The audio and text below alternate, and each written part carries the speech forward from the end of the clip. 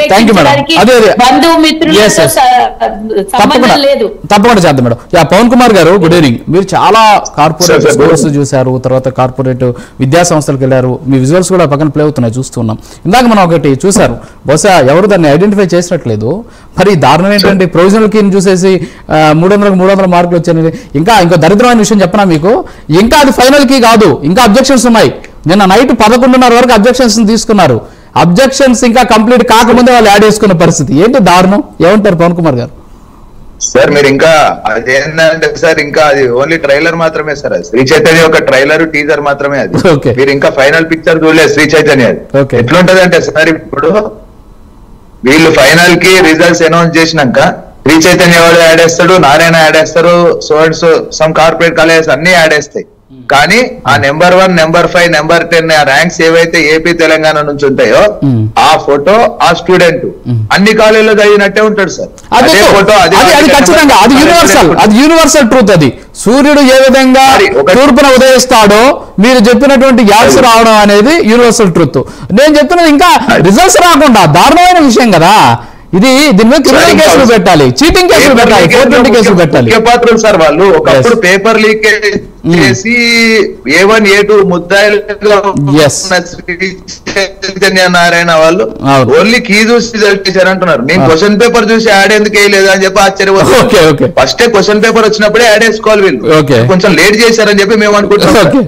Actual question paper రాగానే ఆ రోజు ఎగ్జామ్ రోజే మా నెంబర్ 1 స్టూడెంట్ మావాడే అని చెప్పి చెప్పే పరిస్థితి ఉంటది సార్. ఇంకొక విషయం సార్ గమనించాలి మీరు సార్, ప్రభుత్వ అధికారులు ఎంతో మంది వస్తున్నారు, ప్రభుత్వం తరపు నుంచి చాలా మంది మన దగ్గరకు వచ్చారు సార్. కానీ ఏంటంటే ఇప్పుడు మనం చూసుకుంటే గత అక్టోబర్, నవంబర్ లో కూడా women's commission madam Nerella Sharada గారు ఏదైతే షోకాజ్ నోటీసులు ఇచ్చారు సార్ ఇదే శ్రీ చైతన్య కాలేజ్ కి, ఆ షోకాజ్ నోటీసులు మరి ఏవైనా మరి ఇప్పుడు ఆ బిల్డింగ్ సీజ్ చేయమని చెప్పి ఆదేశాలు ఇచ్చారు. అక్షరాల ఒక మేజిస్ట్రేట్ స్థాయి అధికారి సార్, ఆవిడిచ్చిన నోటీసే నేడు చెల్లుబాటు కానప్పుడు నేడు మిగతా ఏ కాంగ్రెస్ పార్టీ వాళ్ళు వచ్చి చెప్పినా కూడా విద్యని మేము ప్రక్షాళన చేస్తామని చెప్పి నమ్మే పరిస్థితిలో లేము సార్. మరొక విషయం ఏంటంటే విద్యా కమిషన్ల పేరుతో ఆచరణకు నోచుకొని జీవోలతో కాలయాపన చేస్తున్నారు సార్. ఎందుకంటే అడ్మిషన్స్ చేయొద్దు అని చెప్పి ఇచ్చింది జీవో ప్రభుత్వమే, మరొకటి ఏదైతే సమ్మర్ క్లాసులు పెట్టొద్దు అని చెప్పి జీవో ఇచ్చింది ప్రభుత్వము, ఇంటర్మీడియట్ బోర్డు. మరి ఆ పేపర్ల మీద ఉన్న జీవోలు ఏవైతే ఉన్నాయో అవి ఆచరణకు ఎప్పుడు నోచుకుంటాయి? ఇప్పుడు కూడా రేపు పొద్దున మీరు ఏదైతే కమిషన్లు వేశారో వాటి మీద రివ్యూ కమిటీలు వేశారో వాటన్నిటి మీద చర్యలు, ఈ కార్పొరేట్ కళాశాలల మీద చర్యలు తీసుకునే అధికారి ఎక్కడున్నారు? ఒకవేళ ఆ అధికారిని నియమించే సత్తా దమ్ము కాంగ్రెస్ ప్రభుత్వానికి ఉందా? సూటిగా ప్రశ్నిస్తున్నాం సార్.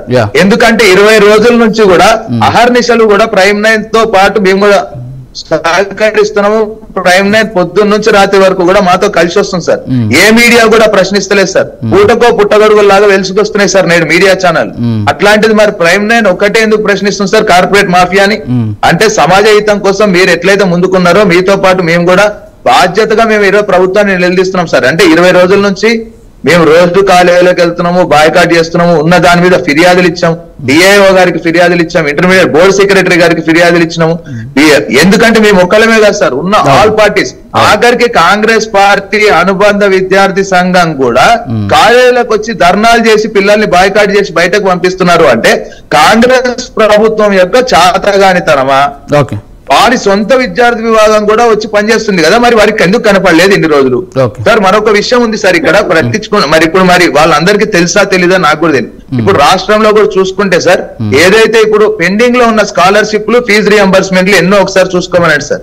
ఇంతవరకు గత 14 ఏళ్లలో కూడా ఎప్పుడు కూడా డిగ్రీ కాలేజీలు యాజమాన్యాలు మాకు ఫీజులు చెల్లించలేదు అని చెప్పి తాళాలు వేసిన దాఖలాలు లేవు.